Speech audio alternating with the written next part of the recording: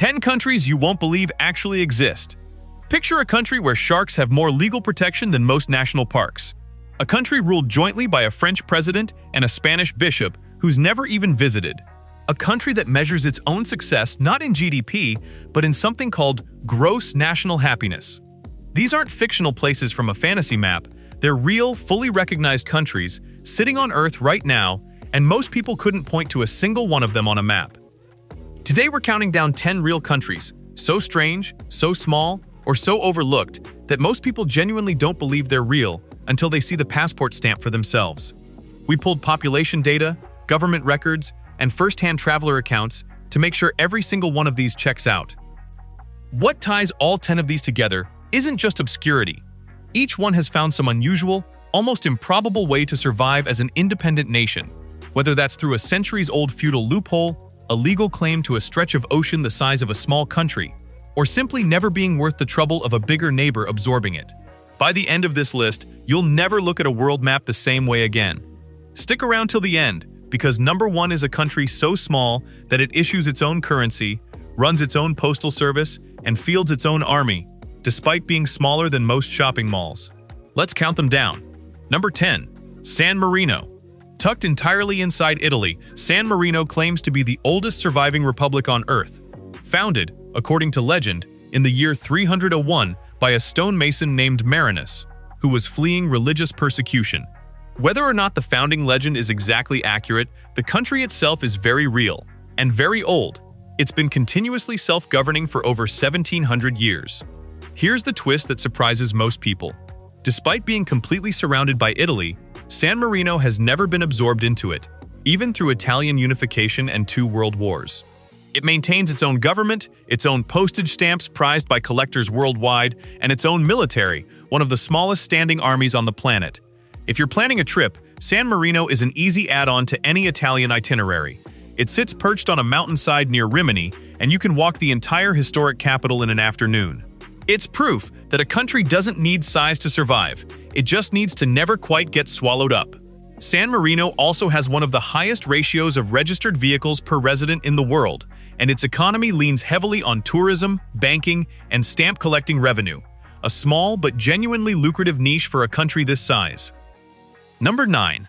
Liechtenstein.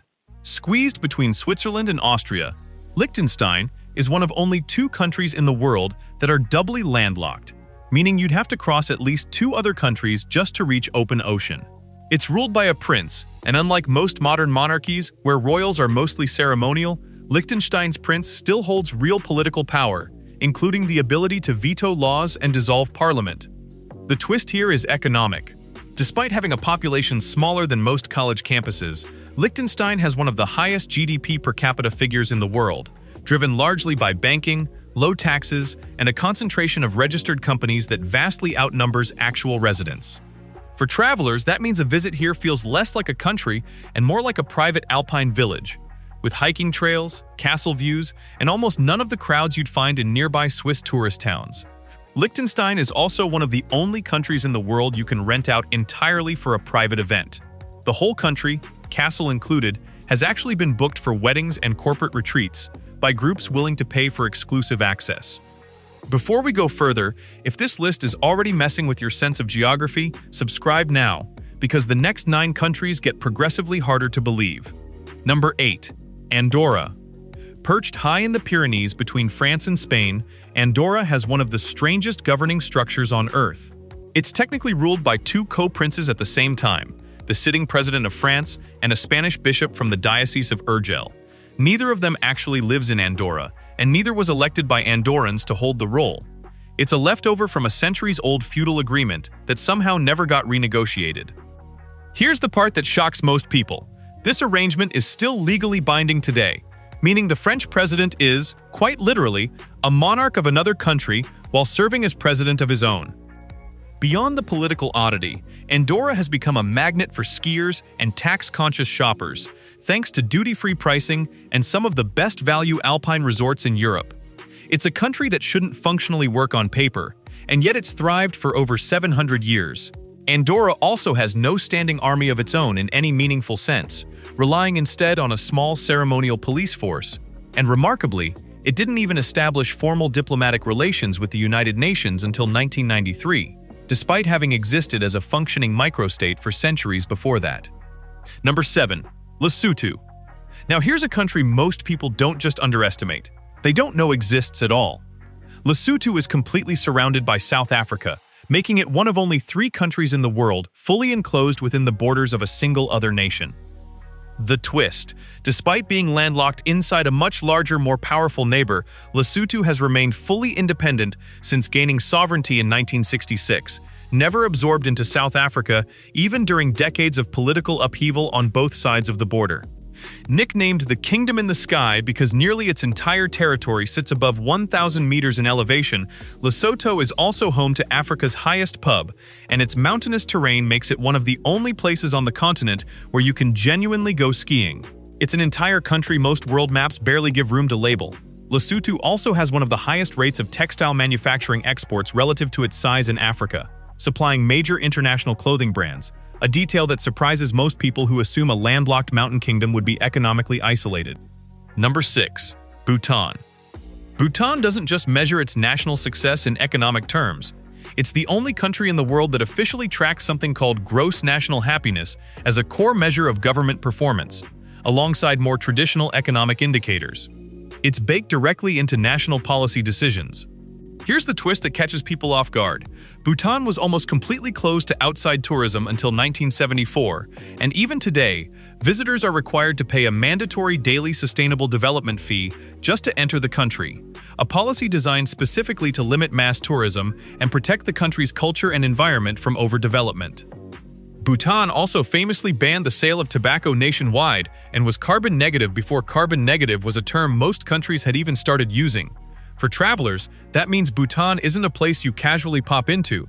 It's a deliberately gated experience, and that exclusivity is exactly why so few people have actually been.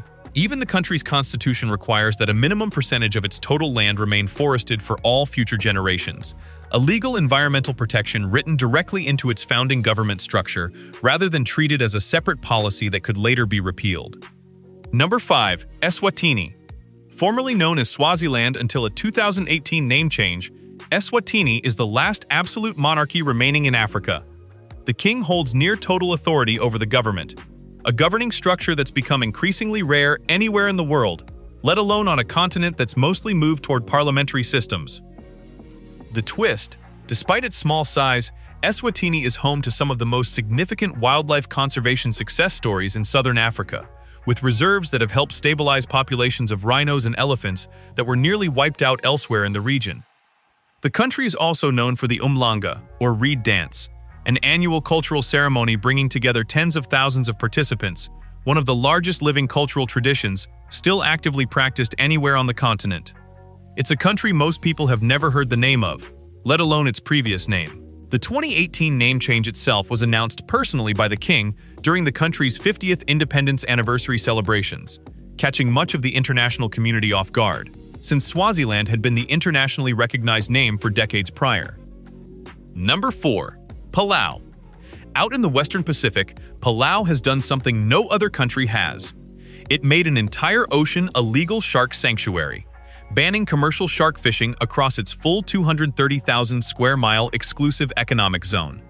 It's one of the largest marine protected areas on the planet, protected by a country with a population smaller than a small town.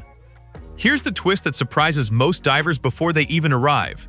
Every visitor to Palau is required to sign an actual pledge, stamped directly into their passport, promising to act in an ecologically responsible way during their stay. It's the first country in the world to legally require this from every incoming tourist. Palau also has its own currency arrangement, using the US dollar despite having no formal political affiliation with the United States beyond a long-standing compact. For divers, it's considered one of the best underwater destinations on Earth, home to famous dive sites like the aptly named Blue Corner. Palau's currency situation gets even stranger up close. While the US dollar is the official currency, the country also mints its own commemorative coins, including a widely collected series made partially from silver and even meteorite fragments, sold specifically to international collectors rather than used in everyday transactions. Number 3. Kiribati. Kiribati is the only country on Earth that sits in all 4 hemispheres at once. north, south, east, and west, because its territory is so spread out across the Pacific that it straddles both the equator and the international dateline. The twist here is a sobering one. Kiribati is also one of the countries most immediately threatened by rising sea levels, with much of its land sitting barely above current sea level. The government has openly discussed contingency plans, including purchasing land in other countries, in case the nation's territory eventually becomes uninhabitable. Because of the international dateline running through its territory, Kiribati was also the first country on Earth to welcome each new year, a small but symbolic distinction for a nation that, despite being one of the first to see sunrise, could become one of the first countries to lose its physical territory entirely. In 2014, the government made headlines by purchasing land on a Fijian island specifically as a potential future relocation site for its population, a striking example of a nation planning for its own possible disappearance decades in advance. Number 2. Tuvalu. Tuvalu is the fourth smallest country in the world by land area, and one of the least visited countries on Earth, with some years seeing only a few thousand international tourists total. Here's the twist most people never expect. This tiny Pacific nation makes a significant portion of its national income by leasing out its internet domain suffix .tv, which is used by streaming platforms and media companies worldwide. A country most people can't locate on a map effectively profits every time a major platform's web address ends in the same letters as its name. Like Kiribati, Tuvalu faces an existential threat from rising sea levels, and its government has taken the unusual step of digitally preserving its territory and culture online, essentially building a backup version of the country in case the physical version doesn't survive the century. Tuvalu's domain leasing deal has been renegotiated multiple times since it first began in the late 1990s, and at various points that single stream of revenue has accounted for a meaningful share of the entire country's government budget. A strange but very real modern-day survival strategy for a country with almost no other major exports. It's a genuinely strange, sobering example of a nation trying to outlive its own geography. Number 1. Vatican City. At the very top of our list is the smallest sovereign country on the planet, smaller than most golf courses, sitting entirely within the city of Rome. Vatican City covers less than half a square kilometer, yet it functions as a completely independent country, with its own head of state, its own courts, its own postal service, and its own currency issuing rights. Here's the twist that shocks people the most. Despite its tiny size, Vatican City maintains its own military, the Swiss Guard, a ceremonial but genuinely operational security force that's protected the country's head of state for over 500 years. It also has its own train station, radio station, and one of the highest concentrations of art and cultural heritage per square foot found anywhere on the planet. It has no permanent residence in the traditional sense. Most citizens hold Vatican citizenship only while serving in an official role, meaning the population can shrink or grow depending entirely on who's currently employed by the country itself. It's the ultimate proof that a country's legitimacy was never really about size in the first place. The Swiss Guard soldiers themselves must meet strict requirements to serve, including being Catholic, Swiss, and unmarried at the time of enlistment, a recruitment standard that hasn't meaningfully changed since the force was first established in 1506. And there you have it, 10 real countries that prove the world map still has room for genuine surprises. Some are shrinking under rising tides, some are protected by centuries-old feudal loopholes, and one is smaller than a golf course but still runs its own army. Every one of them is proof that small and insignificant are not the same thing. What's easy to forget, sitting comfortably in a bigger, more familiar country, is that sovereignty was never really about size, population, or even military strength. It's about whether the rest of the world agrees you get to exist on your own terms, and somehow, against long odds, all 10 of these nations have managed to hold on to exactly that.